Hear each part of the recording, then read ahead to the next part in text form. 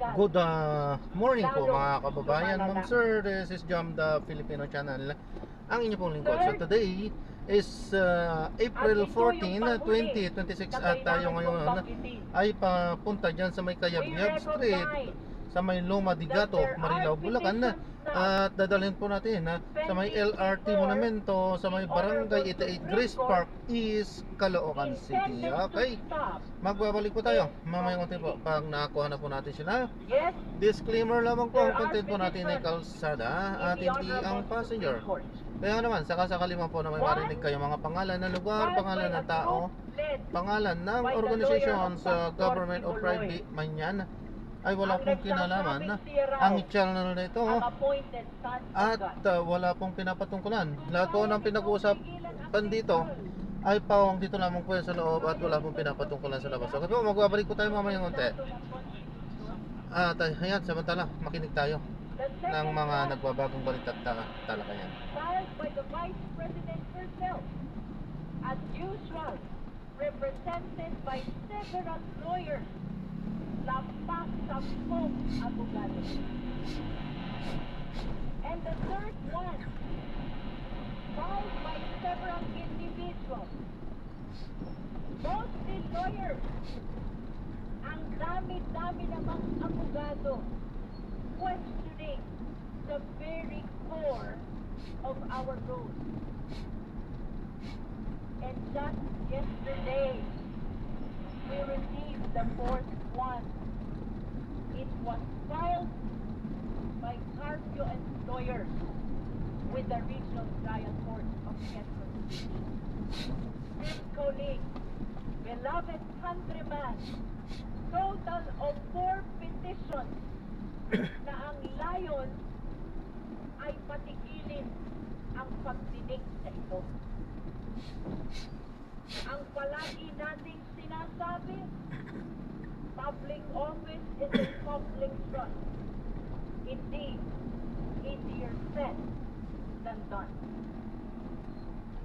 Ngunit, sa pagkahaba-haba ng mga ito, ng 4 na petitions na ito, let me tell you, wala iisa na sumagot sa mga importanteng akusasyon laban sa Vice-Presidente. Puro technicalities lamang ang kinalakay. Ang taong bayan ay naghahanap ng sagot, hindi ng papel. Simple lang naman ang mga akusasyon. Halimbawa, nagpaldas daw ng pera ng taong bayan at may nakumyaman daw ang Vice-Presidente. Sinagot ba yan ng mga petisyon? Hindi. Puro technicalities lang. Sinasabi din nila may 1-year bar. Sinasabi din nila ang nag-refer daw ng impeachment na ito ay ang speaker lamang, hindi ang buong kamara. Napakasimple ng sagot. Yung 1-year bar, paulit-ulit na ito. Tandaan natin na lumipas na ang 1 taon at saka lamang muling nagkaroon ng impeachment process na ito. At tungkol sa referral, tandaan din natin na ang speaker ay hindi kumikilos ng mag-isa. Siya ay kumikilos bilang kinatawan ng buong kamara ayon sa ating mga patakaran. Rest assured that all these procedural questions will be addressed. Pero aminin natin, ang mga usaping ito ay sadyang technical at baka hindi masyadong maintindihan ng karaniwang mamamayan. At marahil, iyon ang layunin nila. Lunurin ang katotohanan kaingay ng teknikalidad. Habang nagdidebate ang mga abogado sa kagalang-galang na Korte Suprema, ang taong bayan ay patuloy na nagtatanong, nasaan ang pera? Bakit ito nagastos ng ganun kabilis? May pananagutan ba talaga ang Vice-Presidente? We will answer the lawyers in the Supreme Court, but we will answer the Filipino people here. Narito po ang proseso para linawin ang mga akusasyon. Dito natin ito dapat pag-isapan. Let us not forget that what is truly supreme is the Constitution. Malinaw ang sinasabi ng Constitution. The House of Representatives has the exclusive power to initiate impeachment and the authority to determine its own rules. Hindi ito invento. Hindi ito kagustuhan ng iilan. Ito ay mandato ng Konstitusyon. Now, the Vice President says the petition in the Supreme Court is not meant to avoid the process, but to seek clarity. But if it is clarity that it is sought, bakit hindi dito? Dito ang clarificatory hearing. Dito dapat magpaliwanag. Kung handang humarap, dapat dito humarap. Matagal na nating naririnig. Handa raw. Handa saan? Sa press statement? Sa social media? Pero pagdating dito sa prosesong may saysay, nawawala. Hindi sapat ang sabihing handa. Kailangan magpakita. Kailangan sumagot. Kung walang kasalanan, simple lang. Magpakita, sumagot, hindi sa labas, kundi dito. In closing, let me stress, this process is not about personality. It is about accountability. It is about responsibility. Ito ay paninindigan para sa katotohanan. Impeachment is the people's constitutional mechanism to hold public officials accountable. Tandaan natin, ito ay pagsukoy lamang kung may probable cause o wala. At bahagi ng prosesong ito ang pagdinig natin ngayon. Isang pagkakataon upang linawin ang mahalagang issue sa kasong ito. Inaasahan natin ngayon ang pagpapaliwanag ng mga ebidensya mula sa COA, sa NBI, PSA at marami pang ahensya. Inaasahan din natin ang pagdalo ni Ramil Madriaga na sa kauna-unahang pagkakataon at sa isang public hearing ay makakapagpatunay sa kanyang salaysay. For the very first time, we hope to hear directly from Ramil Madriaga upang makatulong sa paglilinaw kung may batayan ba ang reklamo laban sa Vice Presidente. Uulitin ko po, hindi ito paghusga. Gusto lang nating maliwanagan. The chair recently announced. The floor is now open for clarificatory questions of the justice members.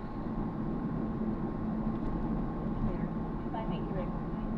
The Honorable Mika Gonzalez is recognized. Thank you, Madam Chair.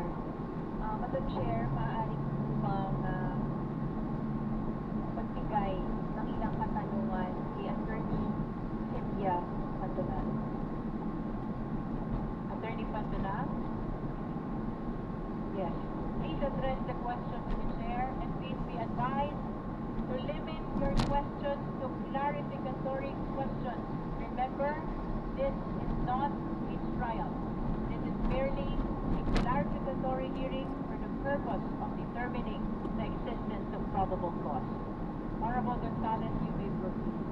Thank you, Madam Chair. Attorney Pantonal, andito po kayo kaugnay sa affidavit o sinumpaang salaysay ni Mr. Ramil Madriaga. Dala niyo po ba ang original o certified true copy ng sinumpaang salaysay ni Mr. Ramil Madriaga? Dala ko po ang certified true copy at ang certification from the Office of Honorable Court that the affidavit of BBM Madriaga was registered in my notarial.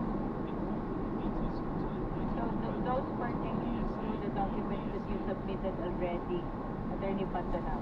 All the original affidavit and the certification of the regional trial court. You may continue, Honorable Gonzalez. Thank you, Madam Chair. Attorney Pantanal, kinukumpirma mo rin po ba na ang original o certified true copy ng affidavit o sinumpang salaysay ni Mr. Ramil Madriaga ay nanotaryo alinsunod sa Section 2 of AM number 02-8-13-SC or 2014 notarial practice kung saan si Mr. Madriaga ay humarap sa iyo at pumirma sa kanyang sinumpaang salaysay? Yes, he voluntarily sworn, subscribed and sworn to be party.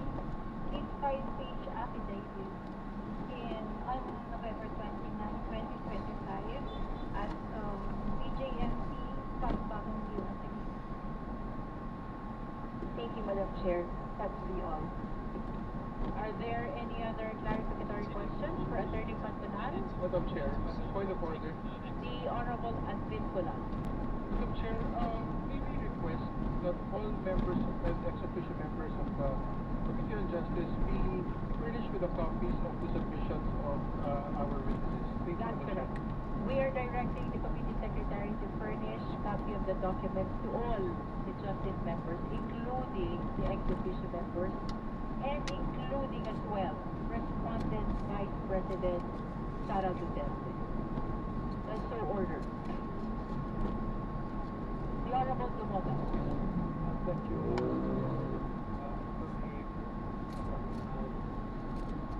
It's mandatory to be notary public that before you notarize the document, you have to satisfy yourself that the document was indeed executed by the applicant. Was this complied with? Yes, Your Honor. Now, at the time you notarized the document, did you observe any untoward? With all due respect, Honorable Dumogan, I believe that your question is already a probing question. Please be reminded to confine your questions to clarificatory only. Yes, Your Honor, because there's an accusation that the applicant is not actually the one who supplied. That's why it's an opportunity for the notary public being the one to administer the oath to testify that there was no sign. Nonetheless, Honorable Dumogan, our resource person, they are not witness, they are resource persons, Yes, Your Honor. stated already that the document was executed in Honor present. Yes, Your Honor. And what I'm just asking the witness, Your Honor, is there was no sign of any untoward attitude of the appliance when he confronted. I lament, but I have to prevent that kind of question, Honorable Dumogan, because that is a probing question which must be raised only during the stage of the trial. Right, I submit. Thank you. Are there any other members who wish to raise clarificatory questions to Attorney Pantolan? None? The Honorable Keith Flores. Madam Chair, since there's no other member who wishes to prompt questions, Attorney Pantolan, may I move that Attorney Pantolan be excused from today's proceeding? There is a motion to excuse Notary Public Attorney Pantolan. Do I hear a second? Is there any objection? Madam Chair, The Honorable Rufus Rodriguez. for beliefs, let us now mark exhibit as exhibit A, complaint, so that we can refer to the complainant as to the affidavit in the course of our proceeding. With all due respect, Honorable Rodriguez, we are doing away with the marking of the document as the same should happen as well, only during the trial. So, it is enough that the committee receive all the documents in compliance with the subpoena or part of the records of our proceeding, but the marking should happen during the trial. With all due respect, Honorable Rodriguez. Thank you. I always agree with the chairman. With that, let's rule on the motion. If there is no objection, the motion is granted. Attorney Pantolan is excused in this proceeding. Maraming salamat po. Thank you, Madam. Madam Chair. The Honorable Terry Redon. I would like to refer my clarificatory questions to Mr. Ramil Matiaga. May we know from the committee secretary if Ramil Madriaga is already around? Object? Yes, Your Honor, Mr. Madiaga is within the premises. He is Ma'am, within. Ayan, so na-drop na natin. So maraming salamat po sa panonood. Gagawa na po natin ng ibang video itong ating susunod na mission. Ano ho? Paalam po.